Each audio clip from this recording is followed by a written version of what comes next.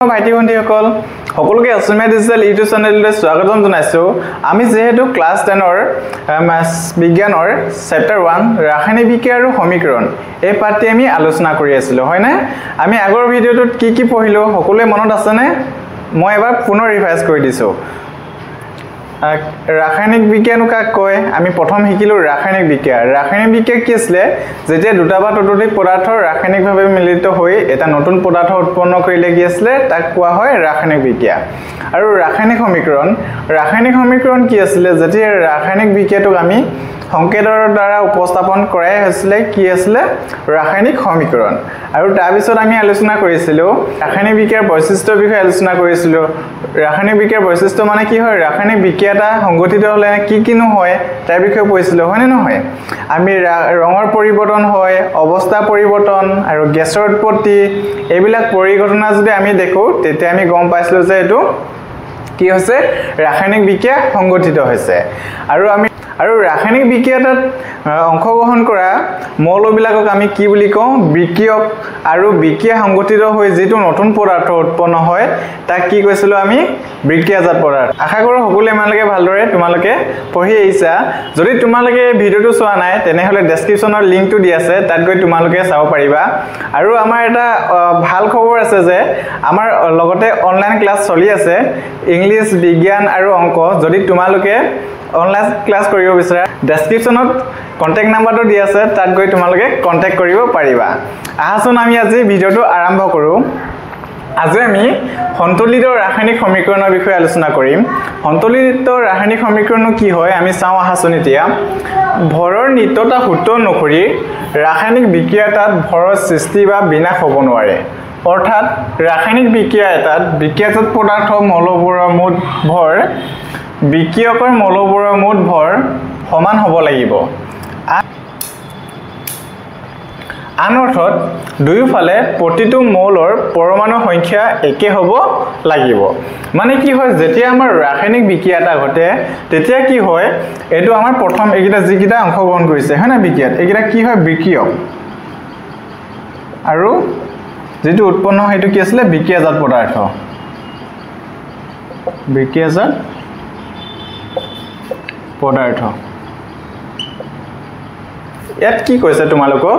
যেতিয়া ৰাসায়নিক বিক্ৰিয়াত সংঘটিত হৈছে ইয়াত অক্সিজেন আৰু হাইড্ৰোজেন দুইটা লগ হৈছে। ইয়াত যেটো ভৰ থাকিব চোৱা যেতিয়া বিক্ৰিয়া সংঘটিত হ'ব হেয়া সাপোজ আমাৰ বিক্ৰিয়া সংঘটিত হৈছিল ভৰটো হিহঁতৰ আছিল 10 কেজি। সাপোজ ধৰি লৈছো উদাহৰণস্বৰূপে 10 কেজি আছিল, কিন্তু বিক্ৰিয়াৰ পিছতো কি হয় হিহঁতৰ ভৰটো একেই থাকিব, কিন্তু কোনো চেঞ্জ হৈ নাযায়। বুজি পালানে? এটোকে কৈছে যে ভৰৰ নিত্যতা সূত্ৰটো কি আছিল? ৰাসায়নিক বিক্ৰিয়াত ভৰৰ সৃষ্টি বা বিনাশ হ'ব নোৱাৰে। গম পাইছানে? হেতুৱে হৈ গল মানে এটো ৰাসায়নিক বিক্ৰিয়া ঘটিছিল মানে হিহঁতৰ ভৰটো কি আছিল? 10 কেজি আৰু বিক্ৰিয়াটো সংঘটিত হোৱাৰ পিছতো কি আছে? 10 কেজি আছে। বুজি পালানে? আশা কৰো সকলোৱে বুজি পালা এটো। এতিয়া মই কৈছিলো যে তোমালোকক ভৰৰ ক্ষেত্ৰত আৰু ভৰটো কি হ'ব লাগিব? সমান হ'ব লাগিব এইটো কথা ঠিকই, এইটো আমাৰ কন্ডিশনটো আছে হয় নাই? আৰু কি কৈছে আন অৰ্থত দুয়োফালে প্ৰতিটো মৌলৰ পৰমাণু সংখ্যাও একে থাকিব লাগিব কৈছে। কিন্তু আমাৰ আৰু কি থাকিব লাগিব?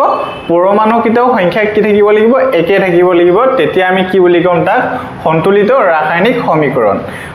সন্তুলিত ৰাসায়নিক সমীকৰণ কেতিয়া কম আমি? এতিয়া আমি সন্তুলিত ৰাসায়নিক সমীকৰণ আমি গম পালো যে ৰাসায়নিক বিক্ৰিয়াত ভৰৰ সৃষ্টি বা বিনাশ হ'ব নোৱাৰে। আৰু কি হয় হিহঁতৰ ৰাসায়নিক বিক্ৰিয়াত বিক্ৰিয়ক আৰু বিক্ৰিয়াজাত পদাৰ্থ দুইটাতে কি থাকিব লাগিব? মৌলৰ পৰমাণু সংখ্যাটো কি থাকিব লাগিব? একে থাকিব লাগিব। তেতিয়াহে আমি তাক কি ক'ব পাৰিম? সন্তুলিত ৰাসায়নিক সমীকৰণ। আশা কৰো সকলোৱে সন্তুলিত ৰাসায়নিক সমীকৰণ কাক কয় এটো বুজি পালা। বা তোমালোকৰ এক্সামত যদি আহে সন্তুলিত ৰাসায়নিক কাক কয় তেতিয়াতো লিখিব পাৰিবা হয় না? আৰু তোমালোকে যেতিয়া ডেফিনিশন লিখিবা তোমালোকে এটা এক্সাম্পল দি দিবা। আমি এক্সাম্পলটো দিছো নহয় এটো তোমালোকে যিকোনো এটো নহলে এটো যদি তোমালোকে হাৰ্ড পোৱা তোমালোকে বেলেগ যেটো ইজি পোৱা এটো তোমালোকে দি দিবা। তেতিয়া যেতিয়া আমি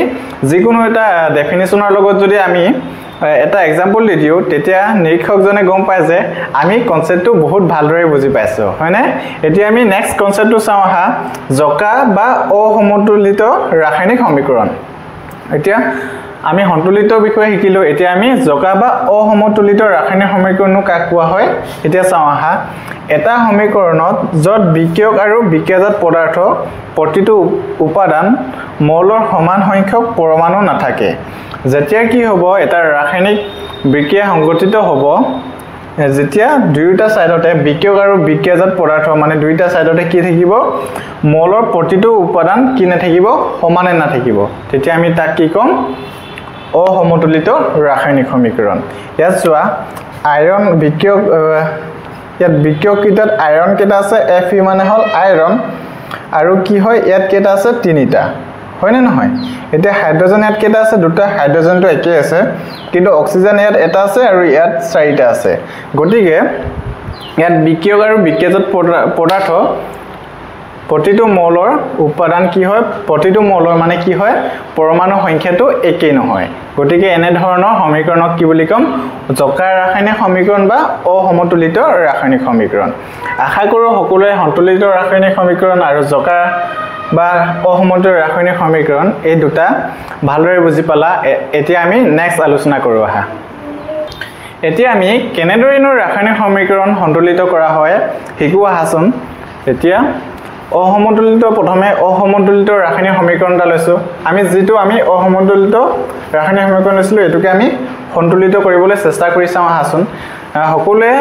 আগতে যেহেতু তোমালোকক মই ভাবো এতিয়ালৈকে তোমালোকক এই চেপ্টাৰটো স্কুল বিলাকত পঢ়ালে আৰু যিবিলাকে এতিয়ালৈকে ৰাসায়নিক সমীকৰণত কেনেদৰেনো সন্তুলিত কৰা হয় তাৰ ওপৰত যদি কনফিউজ হৈছা তোমালোকে একেবাৰে টেনচন ল'ব নালাগে তোমালোকে যাৰ কনফিউজ হৈছে একেবাৰে আজি ক্লিয়াৰ হৈ যাব মই একেবাৰে সহজ মেথডত শিকাম আৰু মই আশা কৰো যে 100% চিয়ৰ যে তোমালোকে এই মেথডটো শিকি মিলি তোমালোকে অতি সহজে ৰাসায়নিক সমীকৰণটো তোমালোকে সন্তুলিত কৰিবা আহাচোন আমি এটো কৰি চাম প্ৰথমে ইয়াত প্ৰথম আমি মৌলকেইটা লিখিম কি আছে আয়ৰন আৰু হাইড্ৰোজেন আৰু কি আছে অক্সিজেন এই তিনিটা আছে হয় নাই এতিয়া চোৱা ইয়াত বিক্ৰিয়ক এটো বিক্ৰিয়ক আছিল হয় নাই বিক্ৰিয়ক আৰু এটো যেটো উৎপন্ন হৈছিল এটো কি আছিল বিক্ৰিয়াজাত পদাৰ্থ এতিয়া সব বিক্ৰিয়কত আয়ৰন কেটা আছে Fe টো আয়ৰন প্ৰকাশ কৰা হয় আয়ৰনক Fe ৰে প্ৰকাশ কৰা হয় কেটা আছে এটা আছে পৰমাণু হয় না এতিয়া চোৱা আৰু বিক্ৰিয়াজাত পদাৰ্থ আয়ৰন কেটা আছে তিনিটা আমি লিখি ললো আৰু হাইড্ৰোজেন কেটা আছে বিক্ৰিয়কত দুটা আৰু বিক্ৰিয়াজাত পদাৰ্থত কেটা আছে দুটা আৰু এতিয়া চোৱা অক্সিজেন কেটা আছে এটা আৰু বিক্ৰিয়াজাত পদাৰ্থত কেটা আছে অক্সিজেন চাৰিটা এতিয়া চোৱা আমাৰ আয়ৰন কেটা আছে বিক্ৰিয়কত এটা আছে গতিকে আমি কি কৰিব লাগিব তিনিটা কৰিব লাগিব গতিকে 1 ৰ লগত আমি 3 টা পূৰণ কৰি দিম কিমান হৈ যাব 3 হৈ যাব এতিয়া 3 হলে মানে আয়ৰন এটা আহিব আমাৰ বিক্ৰিয়কৰ লগত তেতিয়া আয়ৰন কিটা কি হৈ গল ইকুৱেল হৈ গল এতিয়া হাইড্ৰোজেন দুইটাতে কি আছে ইকুৱেল আছে এতিয়া চোৱা অক্সিজেন বিক্ৰিয়কত কেটা আছে এটা আছে আৰু বিক্ৰিয়াজাত পদাৰ্থত কেটা আছে চাৰিটা আছে গতিকে এটো আমি ইকুৱেল কৰিব লাগিব কি কৰিম ইয়াৰ লগত চাৰিটা পূৰণ কৰি দিম তেতিয়া কিমান হৈ যাব 4 গতিকে 4 টো কিমান হৈ যাব ইয়াত আহি যাব হয় না এতিয়া চোৱা যেতিয়া আমি ইয়াত 4 টো দি দিম তেতিয়া অক্সিজেনটো 4টা হৈ গল লগতে হাইড্ৰোজেন কেটা হৈ যাব 8টা এনেকৈ থাকিলে মানে কি হয় পূৰণ হ'ব 4 গুণ কিমান হৈ যাব 8 হৈ যাব গতিকে হাইড্ৰোজেন কেটা হৈ গল 8টা হৈ গল এতিয়া আমাৰ বিক্ৰিয়কত কিমান হৈ গল হাইড্ৰোজেন 8টা যেহেতু 4টা আহি দিয়া আহা লগে লগে কেটা হৈ গল 8টা গতিকে আমি ইয়াটো কি কৰিব লাগিব হাইড্ৰোজেন কেটা কৰিব লাগিব 4টা গতিকে ইয়াটো আমি কি হেৰ পূৰণ কৰি দিম 4 এ কিমান হৈ যাব 8 গতিকে আমি ইয়াত কিমান হৈ যাব 8 সৰি ইয়াত আমি কি যেহেতু আমি 2 অলৰেডি আছে হয় না আৰু কেটা লাগিব আমাক 4 গুণ 8 হৈ গল এতিয়া চোৱা আমাৰ প্ৰত্যেকটো মৌল বিক্ৰিয়ক আৰু বিক্ৰিয়াজাত পদাৰ্থ ইকুৱেল আহিছে না চাও হা আয়ৰন 3টা আছিল 3 হৈ গল আৰু ইয়াত হাইড্ৰোজেন কেটা হৈ গ'ল ইয়াত 8টা ইয়াতো 8টা হৈ গ'ল আৰু ইয়াত কেটা আছিল 4টা অক্সিজেন আৰু ইয়াতো কি হৈ গ'ল 4টা হৈ গ'ল গতিকে আমি এটো কি কৰি দেখুৱালো ৰাসায়নিক সমীকৰণটা কি কৰি দেখুৱালো সন্তুলিত কৰি দেখুৱালো একেবাৰে সহজ হয় আশা কৰো সকলোৱে এটো বুজি পালা যাৰ যাৰ কনফিউজ আছিল এতিয়া পৰা তোমালোকে আশা কৰো এতিয়া পৰা তোমালোকে ৰাসায়নিক সমীকৰণবিলাক অতি সহজে কৰিব পাৰিবা আহাচোন আমি আৰু কেইটামান প্ৰেক্টিছ কৰি চাও এতিয়া আমি এইকিটা সন্তুলিত কৰি চাও আহাচোন এতিয়া চোৱা ইয়াত hydrogen plus oxygen equal to কিমান হাইড্ৰোজেন আৰু অক্সিজেন বিক্ৰিয়া ঘটি কি হৈছে পানী হয় না H2O এতিয়া চোৱা আমি প্ৰথম লিখিম মৌল আৰু বিক্ৰিয়ক আৰু বিক্ৰিয়াজাত পদাৰ্থ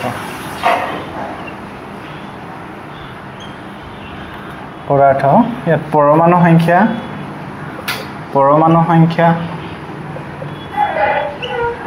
এতিয়া মৌল কেটা আছে হাইড্ৰোজেন আৰু অক্সিজেন আছে এই বিক্ৰিয়কত হাইড্ৰোজেন কেটা আছে এটা আৰু বিক্ৰিয়া ঘটাৰ পিছত কি আছে হাইড্ৰোজেন কেটা আছে দুটা আৰু অক্সিজেন কেটা আছে দুটা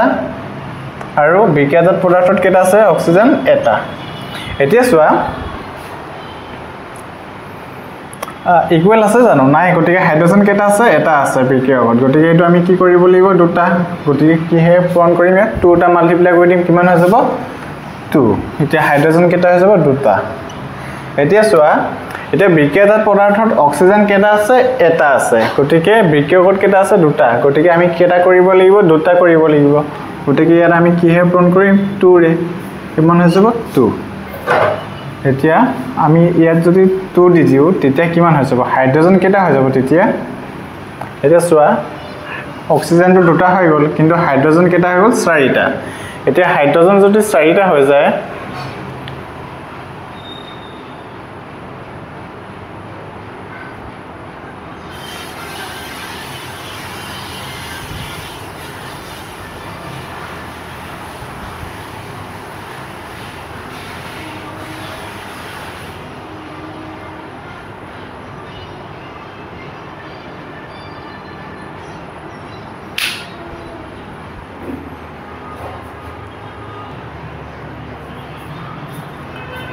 এতিয়া চোৱা এটো আমি এতিয়া সন্তুলন কৰোৱা হাসনি কিটা এতিয়া মৌল সংখ্যা কিমান আছে হাইড্ৰোজেন আৰু কি আছে অক্সিজেন দুটা আছে এতিয়া বিক্ৰিয়কত কেটা আছে হাইড্ৰোজেন এটা আৰু বিক্ৰিয়াজাতত কিবা কেটা আছে বিক্ৰিয়াজাত পদাৰ্থত দুটা এতিয়া চোৱা বিক্ৰিয়কত কেটা আছে অক্সিজেন ও ইয়াত 2 হ'ব হাইড্ৰোজেন কেটা হৈ যাব 2 হাইড্ৰোজেনটো ইকুৱেল আছে অক্সিজেন কেটা আছে বিক্ৰিয়কত দুটা আৰু বিক্ৰিয়াজাত পদাৰ্থত কেটা আছে এটা এতিয়া সো আমি অক্সিজেনটো ইকুৱেল কৰিব লাগিব তেতিয়া কি কৰিম আমি ইয়াত 2 এটা পূৰণ কৰি দিম তেতিয়া কিমান হৈ যাব 2 এতিয়া সো ইয়াত যদি 2 টা দি দিও তেতিয়া কি হৈ যাব এইকিটা এতিয়া 2 হৈ গলে মানে ইয়াত 2 2 4 হৈ যাব হাইড্ৰোজেন কেটা হৈ গল 4টা গটিকে আমি এতিয়া কি কৰিব লাগিব হাইড্ৰোজেনটো কি কৰিব লাগিব ইকুৱেল কৰিব লাগিব ইয়াত যেহেতু 2 টা হৈ গল এটো কিমান হৈ গল 4 হৈ গল আৰু এটা যেহেতু ইয়াত কিমান হৈ গল 4 হৈ গল গটিকে আমাৰ বিক্ৰিয়কটো কি কৰিব লাগিব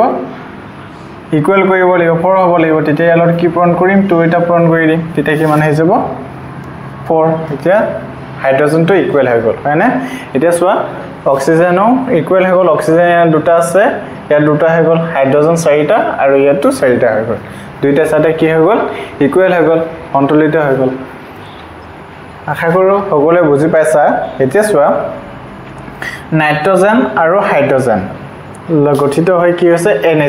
NH3 টো কোৱা হয় ইয়াৰ এমোনিয়া এই কেমিক্যাল নেমটো হৈছে এমোনিয়া এতিয়া চোৱা এটো আমি এতিয়া কৰিম সন্তুলিত নাইট্ৰোজেন আৰু হাইড্ৰোজেন বিক্ৰিয়কত নাইট্ৰোজেন কেটা আছে দুটা আছে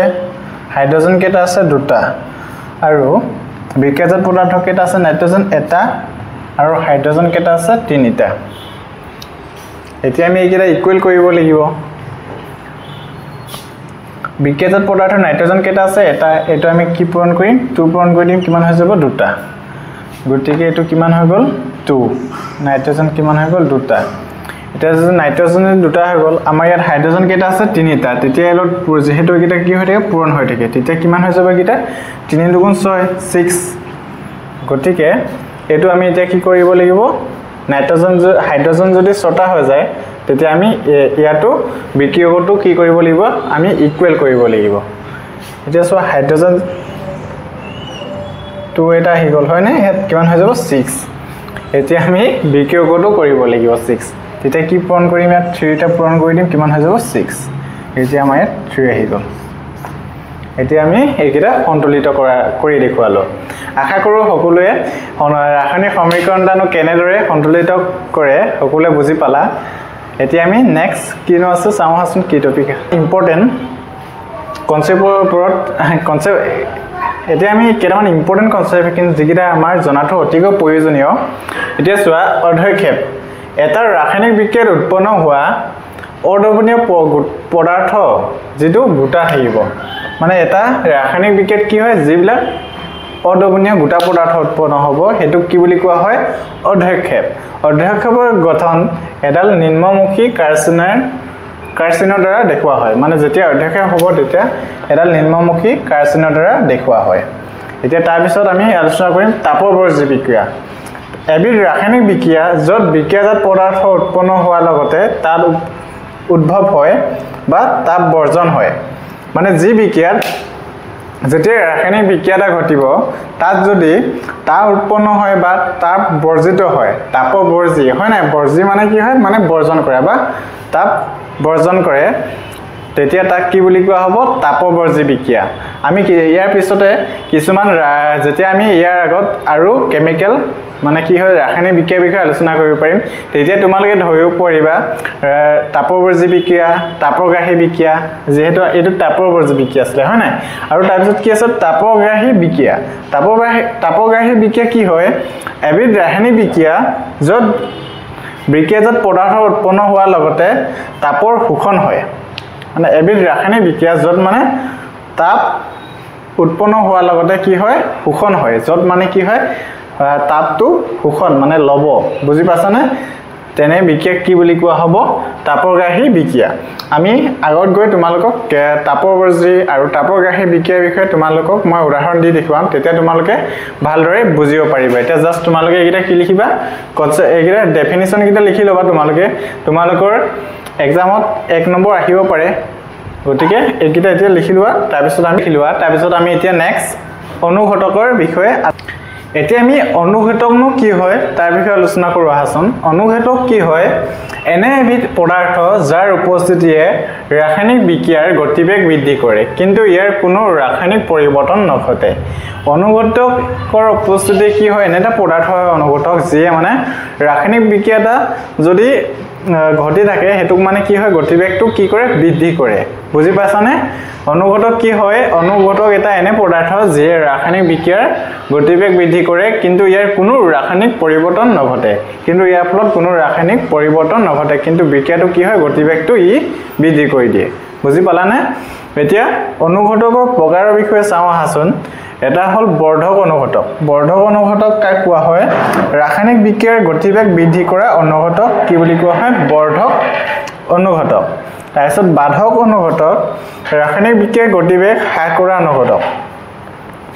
কি হয় অনুঘটকও বিভিন্ন প্ৰকাৰ থাকে যেতিয়া বৰ্ধক অনুঘটককে কি কৰে ইয়াৰ ৰাসায়নিক বিক্ৰিয়াটা গতিবেগ কি কৰে বৃদ্ধি কৰে আৰু কি হয় বাধক অনুঘটকে কি হয় ৰাসায়নিক বিক্ৰিয়াৰ গতিবেগ কি কৰে হ্ৰাস কৰে আৰু স্থানুঘটক যিয়ে ৰাসায়নিক বিক্ৰিয়াত উৎপন্ন হৈ বিক্ৰিয়াৰ গতিবেগ প্ৰভাৱিত কৰা অনুঘটক মানে কি হয় ৰাসায়নিক বিক্ৰিয়াত উৎপন্ন হয় আৰু বিক্ৰিয়াৰ গতিবেগ প্ৰভাৱিত কৰা অনুঘটক আৰু কি হয় বিক্ৰিয়াত প্ৰভাৱ পেলায় তেনে অনুঘটক কি বুলি কোৱা হয় স্থানুঘটক যেটো মানে কি হয় আমি বেলেগ ভাবে নহয় এটো কি হয় বিক্ৰিয়াতে উৎপন্ন হয় বুজি পালানে আজি ভিডিওটো আমি ইমানতে সামৰণি মাৰিছো আমি অন্যটা ভিডিওত সকলোকে লগ পাম বুলি আশা ৰাখিলো